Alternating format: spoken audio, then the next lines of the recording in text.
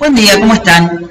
Hoy vamos a contestar una de las preguntas más recurrentes en economía, que es cómo conseguir un crecimiento económico sostenible en el tiempo. Para ello no hay nada mejor que ver cómo hacen los países que vienen creciendo sostenidamente en el tiempo en otras latitudes distintas a las nuestras. Uno de los factores esenciales para el crecimiento, imprescindible aunque no suficiente, es que los actores o los agentes económicos tengan confianza en el sistema económico.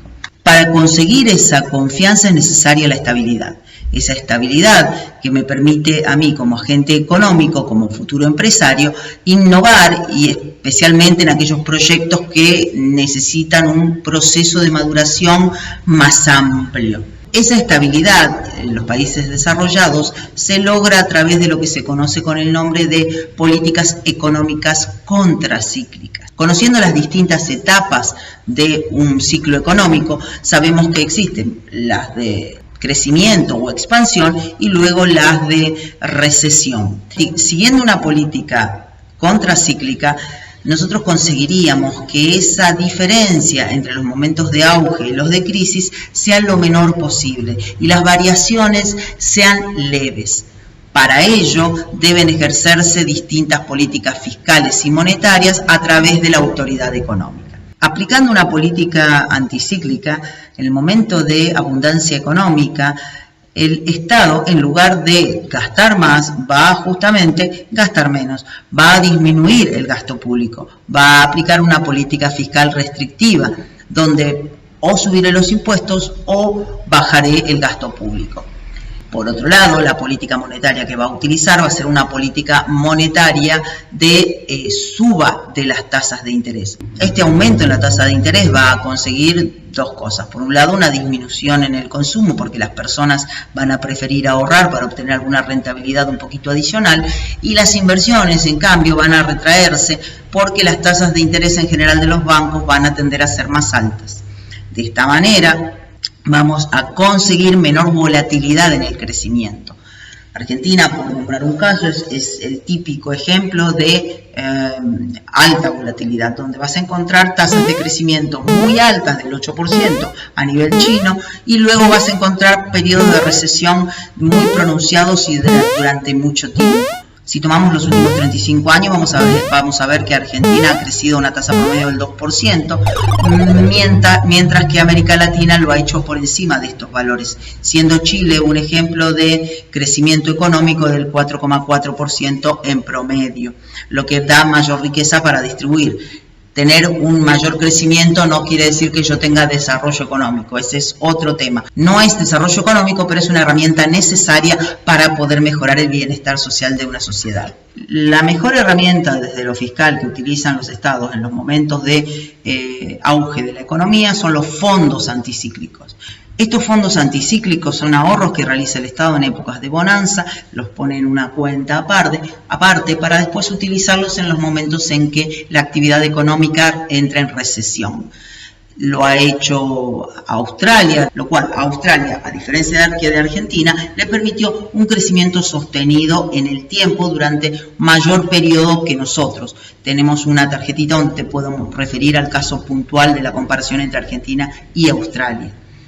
Esto es muy importante en los países de Latinoamérica, que dependemos básicamente del precio de los commodities. En los momentos de auge, generalmente, los mismos son impulsados por un aumento en el precio de los commodities, un elemento que no depende de la economía local, sino de la economía internacional. Y en lugar de aprovechar esos momentos de aumento de los commodities para formar este fondo anticíclico que luego nos ayude a mantener el nivel de exportaciones aceptable, gastamos de más, el Estado gasta de más. Si sumamos el gasto público al gasto privado, lo cual sería un error, el tipo de cambio va a quedar subvaluado. Ya sabemos que cuando tenemos un tipo de cambio subvaluado, normalmente esto repercute de manera negativa en la balanza de pagos. Si vos tenés un tipo de cambio atrasado, vas a tener una balanza de pagos, lo más probable es que sea negativa, ya que tus exportaciones van a ser menos competitivas y tus importaciones van a ser más fáciles. Entonces vas a generar un déficit en la balanza de pagos. La importancia de estas políticas fiscales y monetarias restrictivas en el momento de crecimiento son fundamentales para no alimentar el fantasma de la inflación, ya que un poco de inflación de tasas del 2% anual son correctas, son aceptables, pero tasas mayores que el 2% atentan contra el crecimiento sostenible a largo plazo, ya que en época de recesión, siguiendo la política contracíclica, tendríamos que el Estado debería utilizar una política monetaria expansiva, donde se bajarían las tasas de interés y también dentro de lo fiscal una baja de impuestos, ¿no? Para poder mejorar, incentivar la actividad económica, es decir, ya que el gasto privado está reducido, utilicemos ahí sí un poco más de gasto público. También, utilizando estos fondos, voy a poder bajar los impuestos y seguramente de alguna manera marcar alguna tasa de referencia como hace la Reserva Federal o el Banco Europeo, bajando esas tasas de interés para poder facilitar el tema de las decisiones de inversión y de consumo de los particulares. Obviamente, todas estas bajas y subas de tasas de interés y de gasto público tienen que ser moderadas. Ahora sí vamos a hablar de economías que utilizan políticas procíclicas. Allí en este caso van a profundizar las situaciones de los ciclos económicos, generando en lugar del efecto maratón, el efecto carrera de corto plazo, donde vas a encontrar un alto nivel de crecimiento seguido por una profunda crisis. Eso es lo que pasa en muchos de los países de Latinoamérica, que en el momento de utilizar la política económica procíclica, ¿qué hacen? Gastan más dinero en el momento de auge, es decir, en el momento de crecimiento económico, aumenta el gasto público, que lo sacan obviamente del mayor ingreso que están obteniendo. Y no guardan nada, no ahorran nada para el momento de las vacas flacas, como diríamos.